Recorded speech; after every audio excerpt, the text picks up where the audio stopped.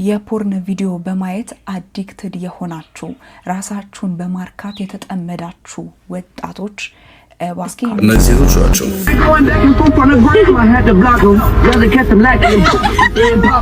ሰው ምንድነው ይሄ በአውሮፓም በሰሜን አሜሪካም በተለያዩ ቦታዎች ላይ ያሉ የነሱን ጥንታዊ የሆኑ አዳራሾች እየገዛን ያለ ነው። ወደፊትም ደግሞ አማኙ ተመናምኖ መግዛታችን ስለማይቀር እባካችሁን አታፍርሱ። ይሄ ልጅ በሃይማኖቱ ምክንያት መጠቃቱ ትክክል እንዳልሆነ ተናግሬያለሁ። ነገር ግን እነዚህ ነቢያቶችና ሐዋርያቶች መንግስት በየመንገዱ መሬት ይሰጣቸዋል። አንዳንድ ቦታ ላይ ደግሞ ድሃዎችን አስነስቶ ለነሱ መሬት ሰጥቶ የግል ቸርች እንዲከፍቱ ያደርጋቸዋል። ከቅርብ ጊዜ ወዲህ የስብከቶች በተለይ የዝማሬዎች የትምህርቶች ማዕከል ጌታና ቃሉ መሆኑ ቀርቶ ጉባኤ ሆኗል። በእኔ ጀምሮ በእኔ ዳብሮ በእኔ ነው የሚያደርገው። አንዱ ስለኔ ነው የሚወራው እና እንደሚያቀኝ ያልነገራቸው ብልጽግና ይሰብካል ነው። እኔ መችዋሸው ብልጽግና ነው የምሰብከው ማለት ትበለጽጋለህ፣ በቃ ትበለጽጋለህ። እምጸልየውም እንድትበለጽግ ኢትዮጵያ ውስጥ ወንድሜ ያገኘሁት ከፊት ቀደም ግንባር ቀደም ዲመን ያገኘሁትን የድህነት አድናቆት በጣም የሚፈራው ነገር ነው። እኔ ብዙ ችግር አልፌያለሁ። እንዳይጥለኝ ብዬ የማስበው አድናቆት ነው። ይሄ እስራት፣ ስድብ በቲም 10 20 100 ሆኖ የሚሳደብ እግዚአብሔር ምስክሬ ነው። እችን የምታህል ቦታ አልሰጠው። ገንዘብን መናፈቅ አይደለ እንዴ? አንድ ብልቃጥ ዘይት ትንሽዬ ብልቃጥ ዘይት 1000 ብር መሸጥ። ቸርች ውስጥ 23000 24000 ሰው ይገባል። አንዱን ዘይት 1000 ብር 1000 ሰው ቢገዛው ስንት ነው? 1 ሚሊዮን ብር።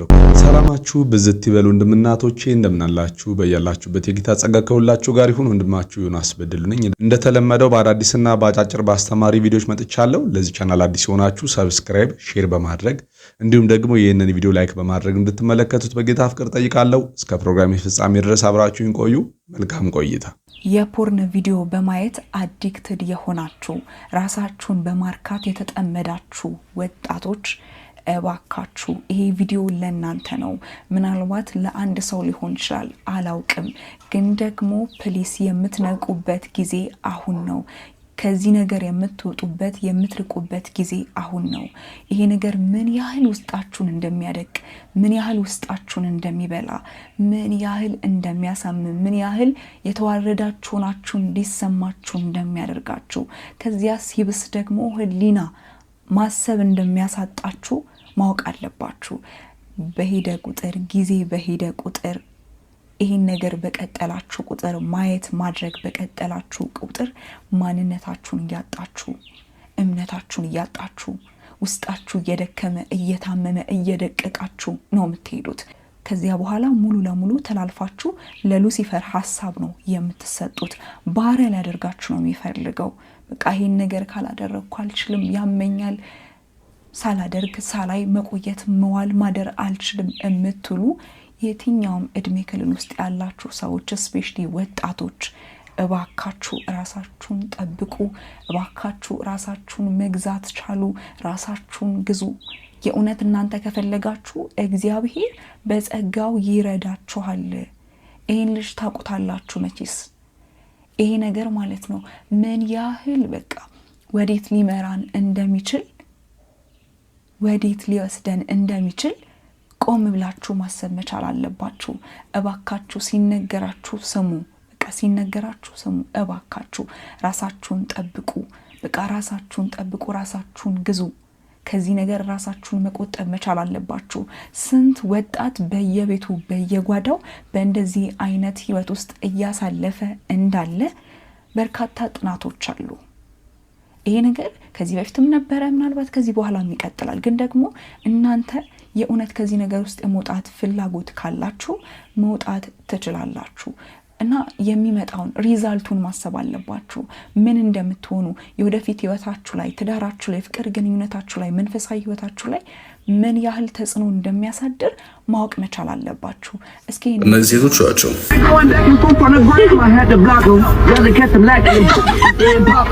ሰው ምንድነው ይሄ ውጭ እኛ ሀገር ምን አይነት ከፈር ተሰጠው መሰላችሁ?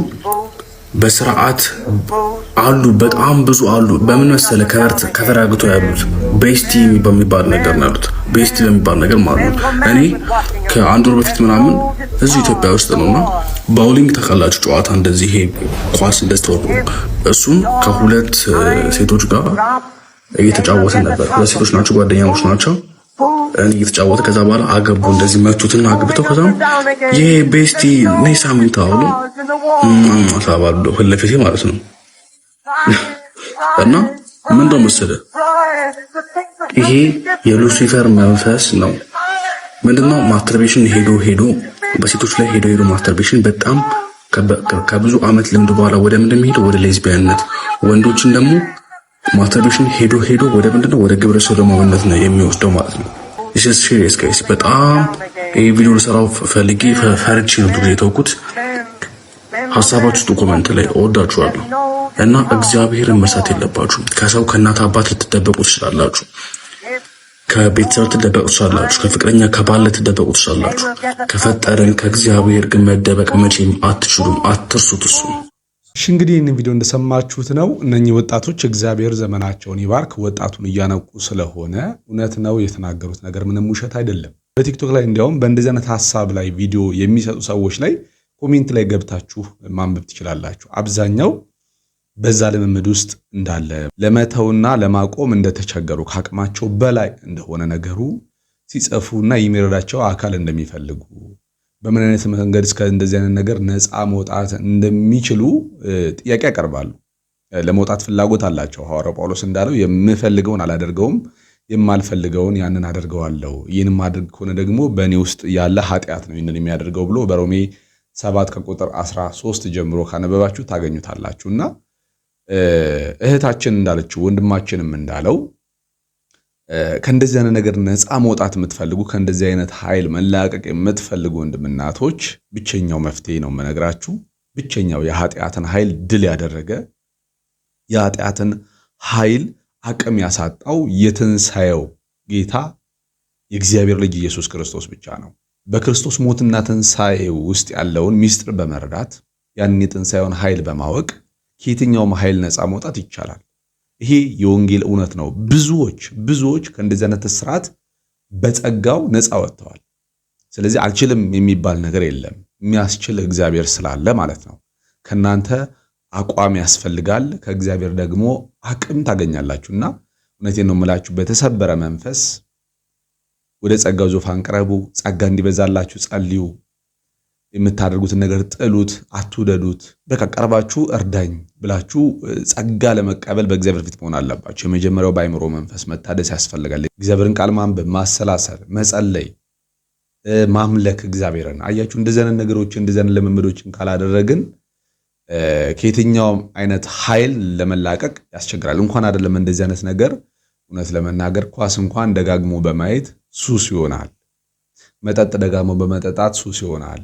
ሰው አንድ ነገር ደጋግሞ እያደረገው በመጣ ቁጥር ሱስ ይሆናል አይደል? ያ ነገር ሱስ ይሆንበታል። ያን ነገር ማቆም እስከሚቸገር ድረስ ሊደርስ ይችላል። ስለዚህ አሁንም ከዚህ ነገር ነፃ የመውጫው መንገድ ደጋግሞ መንፈሳዊ ልምምዶችን ማድረግ፣ ደጋግሞ መጸለይ፣ ደጋግሞ መጽሐፍ ቅዱስ ማንበብ፣ ደጋግሞ ከእግዚአብሔር ጋር ያለንን ንብረት ቁርኝት ማጠናከር። አያችሁ በዚህ ውስጥ እንኳን ሆነን በድካም ውስጥ እንኳን ሆነን ከእግዚአብሔር ጋር ያለንን ነገር ባናቆም ከሱ ጋር ያለንን ነገር ብንቀጥል ውስጣችን ያለው የህይወት መንፈስ ያንን ነገር ነው እያለን አቅም እየሰጠን እየጠላ ነው እንሄዳለን ማለት ነው። እና አንዳንድ ነገሮች እውነት ለመናገር መቼ እንደተሆናቸው እንኳን አናውቅም። ጌታን ካገኘን በኋላ ውስጣችን የገባው መንፈስ እንድንጠላቸው አድርጎናል፣ እንድንተዋቸው አድርጎናል አይደለ? እውነት ነው። ጌታን ካገኘን በኋላም በአንዳንድ ልምምዶች ውስጥ ልንቀጥል እንችላለን። ነገር ግን ሁልጊዜ አንቀጥልበትም። የጌታ መንፈስ በውስጣችን ያለው ያ የጸጋው መንፈስ ከዛ ነገር ነፃ ያወጣናልና ሳትደግሙ ሳትታክቱ ሁልጊዜ መጽሐፍ ቅዱስ ማንበብ፣ መጸለይ፣ ከቅዱሳን ጋር አብረት ማድረግን አትተው እላለሁ ወንድምና እህቶቼ። የኔ ተወዳጆች እንዴት አላችሁ? ይሄ መልእክት ለብዙዎች እንዲደርስ በደንብ ኮፒ ሊንክ፣ ሼር እና ሪፖስት አድርጉልኝ። ከሰሞኑ የተለያዩ ሚዲያዎች ላይ የፕሮቴስታንቶችን አዳራሽ ያፈረሱ ሰዎች ለሕግ እንደቀረቡ ተመለከትኩኝ። እንዲህ አይነቱ ጉዳይ ትክክል ነው ብዬ አላምንም። ነገር ግን እባካችሁ የፕሮቴስታንቶችን አዳራሽ አታፍርሱ። ምክንያቱም በአውሮፓም በሰሜን አሜሪካም በተለያዩ ቦታዎች ላይ ያሉ የእነሱን ጥንታዊ የሆኑ አዳራሾች እየገዛን ያለ ነው። ወደፊትም ደግሞ አማኙ ተመናምኖ መግዛታችን ስለማይቀር እባካችሁን አታፍርሱ። ኦኬ ይህንን ሰነፍ ዲያቆን የተናገረውን ነገር ሰምታችኋል። እንዲህ አይነት ነገር ያው እንደሚያምኑና በእኛ ላይ እንዲደረግ እንደሚፈልጉ ኢስ ኦብቪየስ። ኢንፋክት ፈረሰ የተባለው የፕሮቴስታንት አዳራሽ በእርግጥ ከግለሰቡ ጋር ምንም መሪ የተባለው ግለሰብ ማለት ነው ማላምንበት ነው። ፕሮቴስታንት ውስጥም ሆኖ ከሚያሰድቡን ኦኬ በራሳቸው መንገድ ከሚሄዱ ግለሰቦች ምናምን መካከል አንዱ ነው። ግን ሲጠራ የጠራው የፕሮቴስታንት ብሎ ነው የጠራውና ፕሮቴስታንት ሲባል እኔንም ይመለከታል። ቀደምት አብያተ ክርስቲያናት ላይም እንደዚሁ ሀፕን ቢያደርግ ኢትዮጵያ ደረጃ ላይ ያሉ ማለት ነው መልሱ ይሄ ነው። የዚህ ዲያቆን ምላሽ ይሄ ነው። ትክክል ነው ብዬ ባላምንም አታፍርሱ እኛ እንገዛዋለን ወደፊት የሚል ነው። ስለዚህ በመፍረሱ ብዙም እንትን አይለውም፣ ቢቀመጥ ደግሞ ይጠቅመዋል አይነት ነገር ነው። ማስተላለፍ የፈለግኩት ሀሳብ በእርግጠኝነት የብዙዎቻችሁ ኦርቶዶክሳውያን ሀሳብ ሊሆንም ላይሆንም ይችላል። ምንም እርግጠኛ ሆነን መናገር አንችልም። ነገር ግን ነው የሚል አይነት እሳቤ እንዲኖረኝ የሚያደርገው እዚጋ እንደምትመለከቱት የዚህን ያክል ሰው ቪዲዮውን ላይክ አድርጎታል፣ ፌቨራይት አድርጎታል፣ ኮፒሊንክ አድርጉ ባለው መጠን ደግሞ ኮፒሊንክ ተደርጎለታል። ደን የዚህኛው ዲያቆን ብቻ ሀሳብ እንዳልሆነ ደግሞ የምታውቁት ከኛ ጋር በአንድም በሌላም ውይይት የሚያደርግ ዲቤት የሚገባ አንድ ዲያቆን ደግሞ እዚህ ጋር እንደምትመለከቱት ደግሞ አሪፍ ሀሳብ ነው ብሎ ሲያበረታታው እንመለከታለን። ስለዚህ በዲያቆናት ደረጃ የፕሮቴስታንት አብያተ ክርስቲያናት ቢቃጠሉ ቢፈርሱ ጉዳያቸው አይደለም። ለኔው ቤተሰብ ለኔው ወንድም እህቶች ነው ማስተላለፈው ይሄንን። እኔም በግል እንደምታውቁት እቺ ቤተክርስቲያን ስትነካ የኢትዮጵያ ኦርቶዶክስ ተዋሕዶ ቤተክርስቲያን ማለት ነው ማይኖሪቲ በሆኑበት አካባቢ ላይ ሲበደሉ ዜጎቻቸው ምዕመናኖቻቸው ሲገደሉ ሲፈናቀሉ ንዋየ ቅድሳቶቻቸው ሲቃጠሉ ቤተክርስቲያኖቻቸው ሲነዱ ታቁኛላችሁ። ኦልዌይስ እንደውም እነዚህ ዲያቆናት አንዳች ትንፍሽ ሳይሉ ቀድመን ፊት ለፊት ላይ የምንቃወም የምናወግዝ እንደሆነ ይታወቃል። ዛሬ በዲያቆናቶቻቸው በኩል የተላለፈልን መልእክት ደግሞ የልግጫና የሹፈት ሆኗል ማለት ነው። ስለዚህ የኔ ወንድም እህቶች በእኔ ፋሚሊ ውስጥ ያላችሁ ፕሮቴስታንት የሆናችሁ ከዚህ በኋላ በዚች ቤተክርስቲያን ውስጥ አንዳች እንደዚህ አይነት ነገር ቤተክርስቲያን ፈረሰ፣ ተቃጠለ፣ ተፈናቀሉ ቢባል ክፉ አንመኝላቸውም። በሱ ሎጂክ መሰረት ነው የምንሄደው። ዝም በማለት እናሳልፋለን ማለት ነው። ኦኬ ሜቢ የፈረሰበት ቦታ ላይ በሱ ሎጂክ እንሂድና እኛው እንገዛውና ደግሞ እዛ ቦታ ላይ አዳራሽ እንሰራበታለን ማለት ነው። ትክክል ነኝ? ይቃጠል፣ ይንደድ፣ ይፍረስ። ኦኬ እንኳን ፈረሰ፣ እንኳን ተቃጠለ፣ እንኳን ተፈናቀሉ አንልም። የዲያቆን ፈለገ ሎጂክ ነው። የዲያቆን ናታኒም ያጸደቀው ኮሜንት ላይ ያጸደቀው ሀሳብ ነው። አንልም እንደዛ ወተን ሴሌብሬት አናረግም። ምናልባት አሹን ጠራርገን አዳራሽ እንሰራበታለን። ስለዚህ ወንድምቶች ምን ታደርጋላችሁ? ዝም በማለት ከዚህ በኋላ እናሳልፋለን ማለት ነው። እሺ እንግዲህ ይህንን ቪዲዮ እንደሰማችሁት ነው። እኔ ወንድም ፈለገ የተናገረውን ሀሳብ እንደቀላል አልመለከተውም። ምናልባት ነገ እውነት ሆኖ የተናገረው ነገር እውነት ሆኖ ልናየው እንችላለን። ምክንያቱም ደግሞ ስጋቴ ምን መሰላችሁ? የሚቀጥለውን ቪዲዮ አሰማችኋለሁ። ስጋቴም የኔ ጥያቄም እዛ ላይ ስላለ ማለት ነው። ይሄ ቸርች ለግለሰብ ራሱን አምባሳደር ብሎ ነቢይ ነኝ ብሎ ለሚጠራ ሁለተኛ ሽጉጥ ይዞ ለሚንቀሳቀስ ጌታ ኢየሱስን ሃፒ በርዝዴይ ብሎ ጌታ ኢየሱስን ልደት ሲያከብር የነበረና አላጋጭ የሆነ አገልጋይ ነኝ ባይ ነው ይሄ መሬት የተሰጠው አካል ማለት ነው። ስለዚህ ይሄ ቸርች በግለሰብ ስም ነው ያለው ማለት ነው። አብዛኛው ቸርቾች እነኚህ የዘመኑ ሐሰተኛ ነቢያቶች የሚመሯቸው ቸርቾች በግለሰብ የሚመሩ ናቸው። ስለዚህ እንደዚህ አይነት ቸርቾች ነገ እነኚህ አገልጋይ ነን ያሉት ራሳቸውን ነብይ ብለው የሾሙ ሰዎች ሰው ናቸውና ይሞታሉ፣ ያልፋሉ። ከሞቱና ካለፉ በኋላ እነኚህ ቸርቾች ባዶ ነው የሚሆኑት። አሁን እንኳን አንዳንድ ነቢያቶች ካያችሁ ክፍለ ሀገር ወይም የተለያየ ቦታ ኮንፈረንስ ሲሄዱ ወይም ደግሞ ሌላ ሀገር ለማገልገል ሲሄዱ ቸርቹ ባዶ ሲቀር እንመለከታለን። ምክንያቱም ሰው እነሱን ፍለጋ ስለሚሄድ ማለት ነው።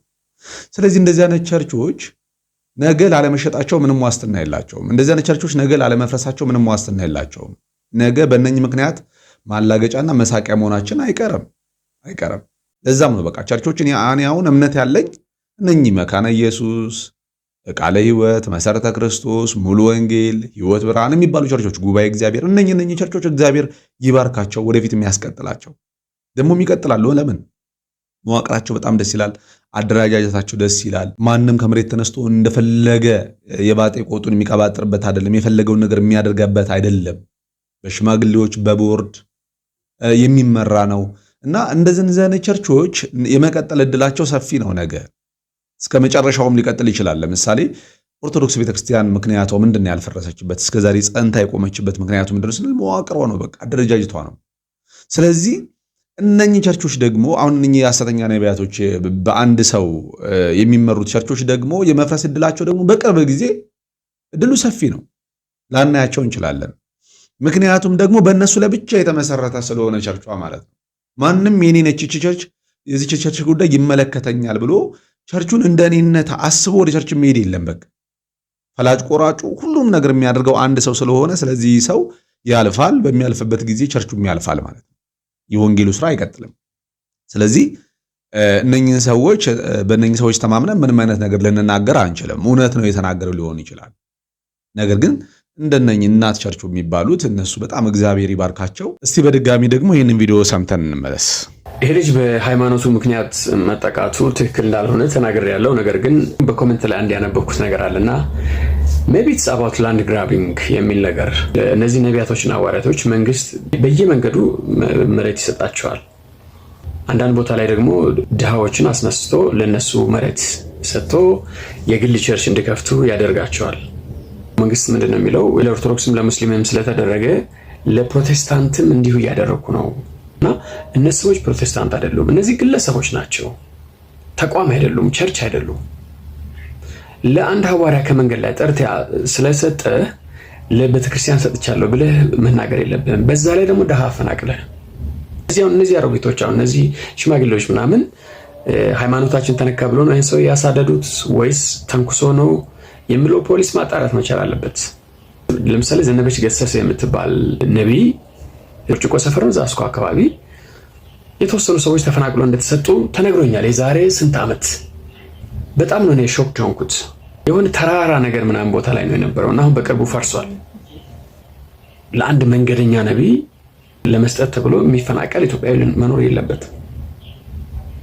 ሃይማኖት ከሆነ ለቃሎች ስጥ፣ ለመካኒሶች ለመሎንገል ስጥ፣ ወይ ለተልኮ ለተወሎች ስጥ።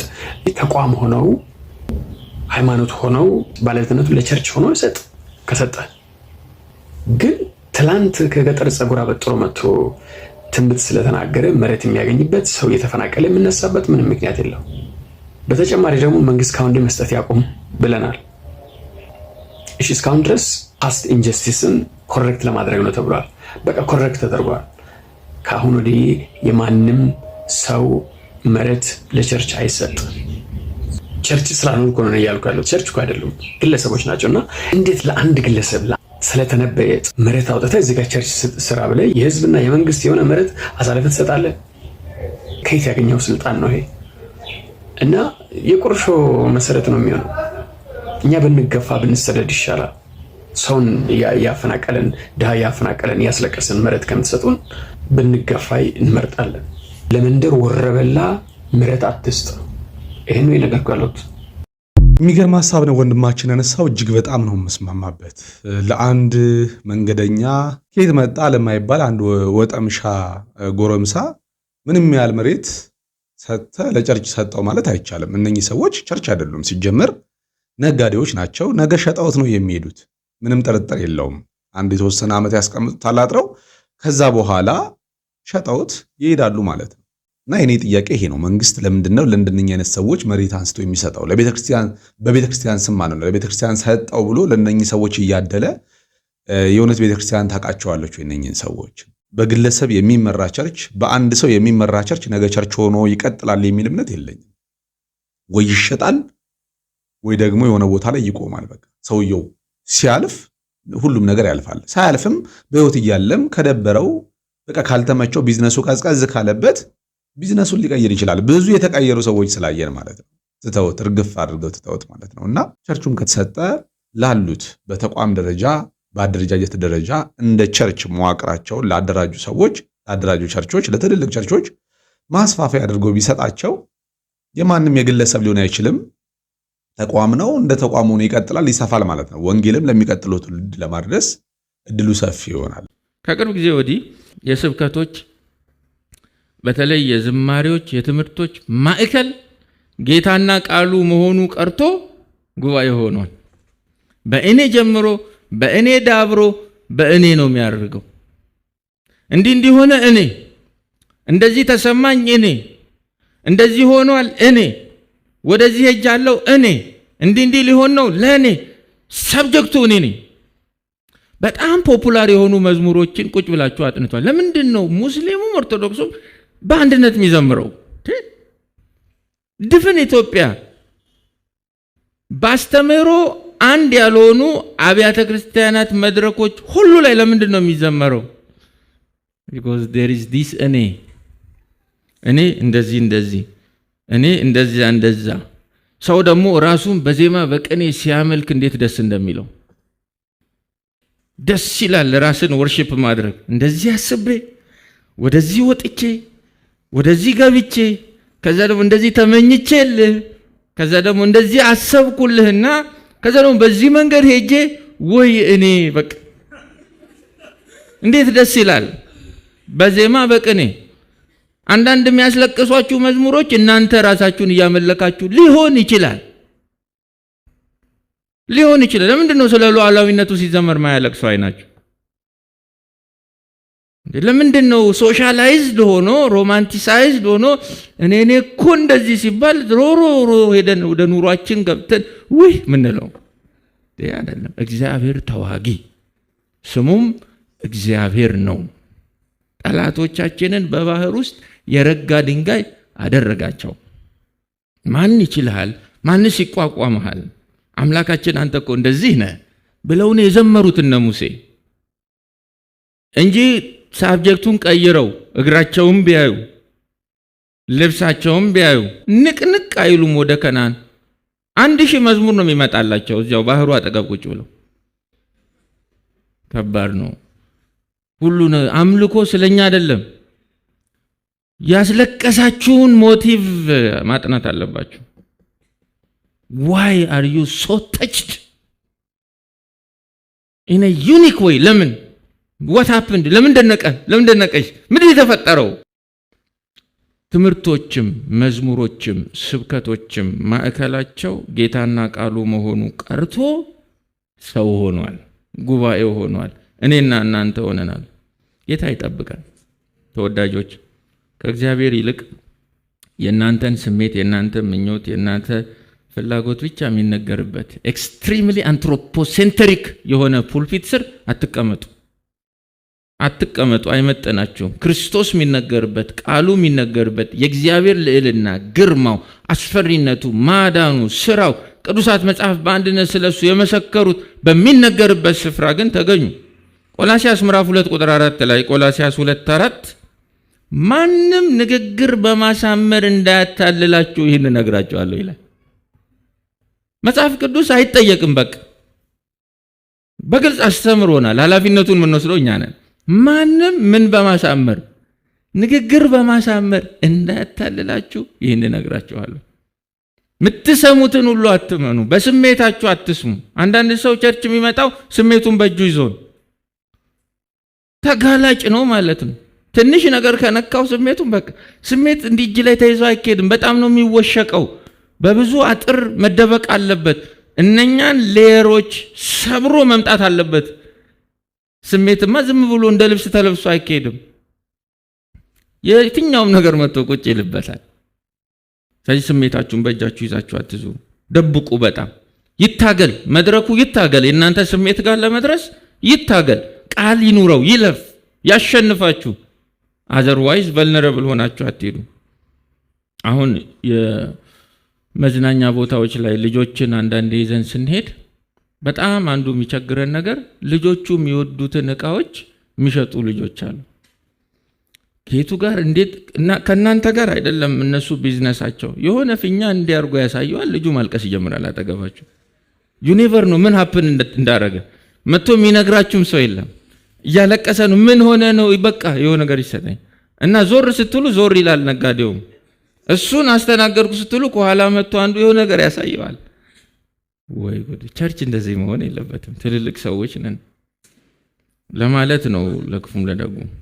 ዋው! ሳሚ ቱራ የሚገርም መልእክትን ያስተላለፈው። የዚህን ወንድም ትምህርቶች እየገባችሁ ስሙ፣ ተከታተሉት። በጣም የሚደንቅ የወንጌል እውነት አገልጋይ ነው። ሳሚ ቱራ ይባላል። አገልጋይ ሳሚ ቱራ ይባላል። ገብታችሁ ተከታተሉት። በጣም ነው ሰሞኑን በሱ ትምህርቶች እየተባረኩ ያለሁት። እናንተም እንድትባረኩ መልእክቴን አስተላልፋለሁ። አንድ እዚህ ሀገር አብሮኝ ያደገ ፓስተር አሁን እስራኤል ሀገር ነው የሚኖረው እና በልጅነት አብረን አገልግሎት አብረን ያደግነው እና እስራኤል ሀገር ቁጭ ብለን እየተወራ አለ አንዱ ስለኔ ነው የሚወራው እና እንደሚያቀኝ አልነገራቸው።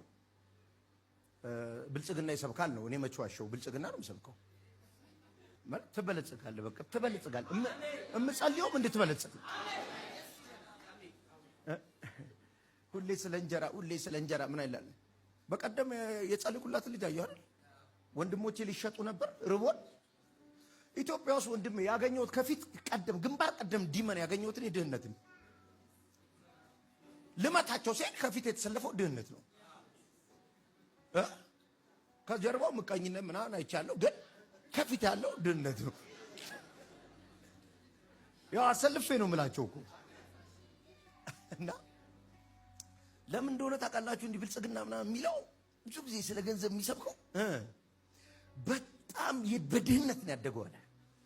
እኔ በደምብ ነው የማውቀው።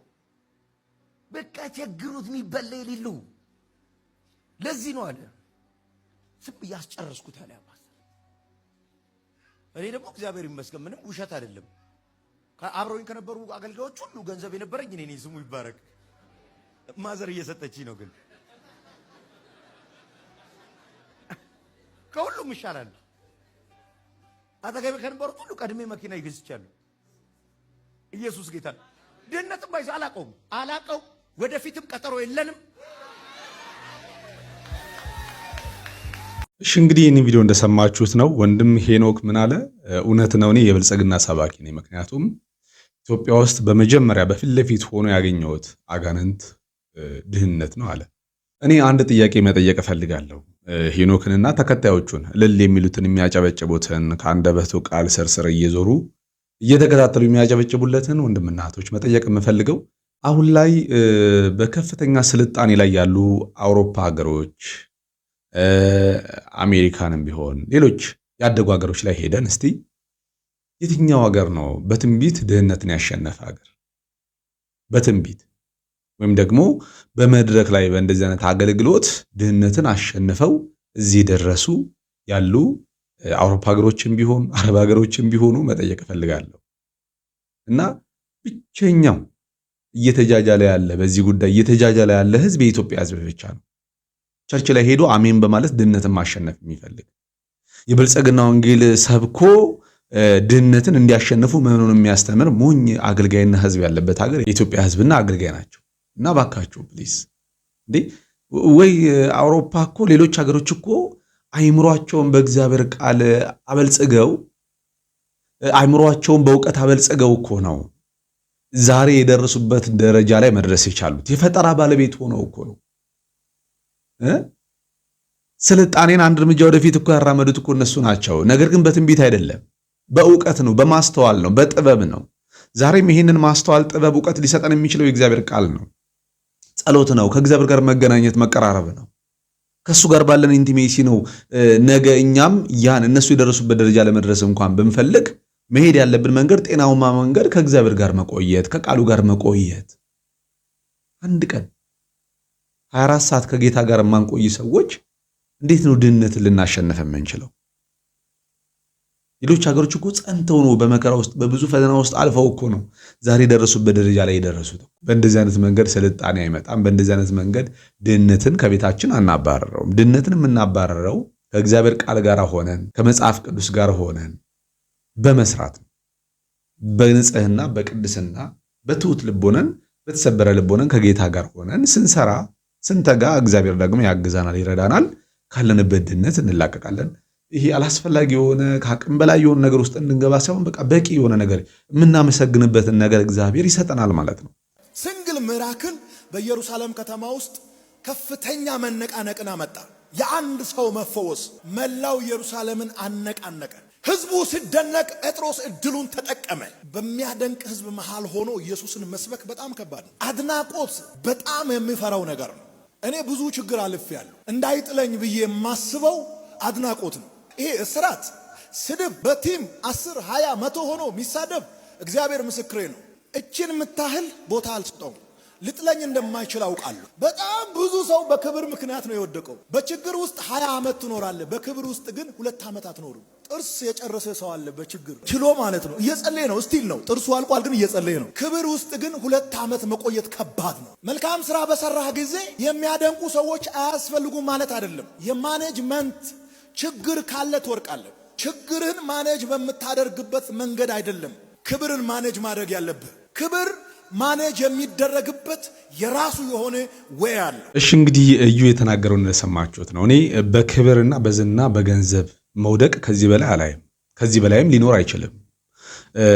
በእውቅና ውስጥ በአድናቆት ውስጥ ሆኖ እያገለገሉ መቀጠል በጣም ጠንካራነት ነው ብሎ ሲናገር ሰምታችሁታል። ምክንያቱም ሐዋርያቱ በዛ ሁሉ እውቅና ውስጥ በዛ ሁሉ አድናቆት ውስጥ ሆነው ጌታን እያገለገሉ ስላለፉ ሚራክል እያደረጉ ስላለፉ ማለት ነው። እና ራሱን ከነሱ ጋር እያመሳሰለው ነው። እስቲ ጴጥሮስ ጋር እንምጣ። ጴጥሮስ ጋር እንምጣ።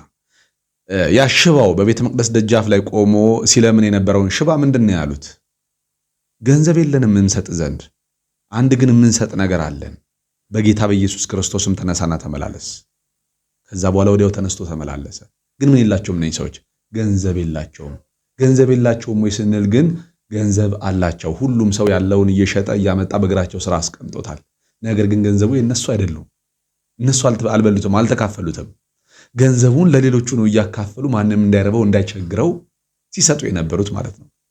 በሌላም ቦታ እኮ እኛ ማዕድን እናገለግል ዘንድ ገንዘብን እናገለግል ዘንድ አይገባም፣ ለቃሉና ለጸሎቱን ተጋለን ይህን የሚያደርጉ ሌሎች ሰዎች ሹሙ ብለው ራሳቸውን ከገንዘብና ከተለያየ ነገር ሲያርቁ እናያለን። ከክብርም ቢሆን ሰዎች ሲሰግዱለት እኮ ተው እንዳታደርገው እኔ ሰው ነኝ ይሄ ለኔ አይገባም ብሎ እኮ በተተና የተናገረ አገልጋይ ነው ጴጥሮስ። አንተ እኮ ዛሬ ስንቶች ሲሰግዱልህ እኮ ስንቶች ጨርቅን ለመንካት ሲረባረቡ እኮ በቃ ኮስተር ጀነን ብለህ እኮ ነው በመካከላቸው የምትሄደው እኮ እንዴ። ዛሬ አንተን ገንዘብ ካንተ ውጪ የሚያውቀው አለ ወይ? ካንተ ውጪ የቀመሰውስ ድሃ አለ ወይ ነው? ያን ኤኒ ሚሊየንስ የምታንቀሳቀሰው ከማን ጋር ነው? የሚፈርመው ለመሆኑ ማን ነው ካንተ ውጪ? እና በጣም ማለት ነው በጣም ነው የሚገርመኝ። እንዴት ነው ከነሱ ጋር ልትመሳሰል የምትችለው? ወደክ እኮ በገንዘብ በክብር ወደክ፣ በዝና ወደክ እኮ። እያገለገለ ይመስለዋል፣ ሌሎችም እያገለገለ ይመስላቸዋል። አሁንም በዛው ክብር እየቀጠለ እንዳለ ይመስላቸዋል። ነገር ግን ከመጽሐፍ ቅዱስ አንጻር ስንመዝነው፣ ከእግዚአብሔር ቃል አንጻር ስንመዝነው በዚህ ምክንያት ከወደቀ ቆየ። ዘይት መሸጥ አንዱ ምንድነው? ገንዘብን መውደድ አይደል እንዴ? ገንዘብን መናፈቅ አይደል እንዴ? አንድ ብልቃጥ ዘይት፣ ትንሽዬ ብልቃጥ ዘይት 1000 ብር መሸጥ። ቸርች ውስጥ 23000 24000 ሰው ይገባል። ከዛ ውስጥ ተውት 1000 ሰው ቢገዛው፣ አንዱን ዘይት 1000 ብር 1000 ሰው ቢገዛው ስንት ነው?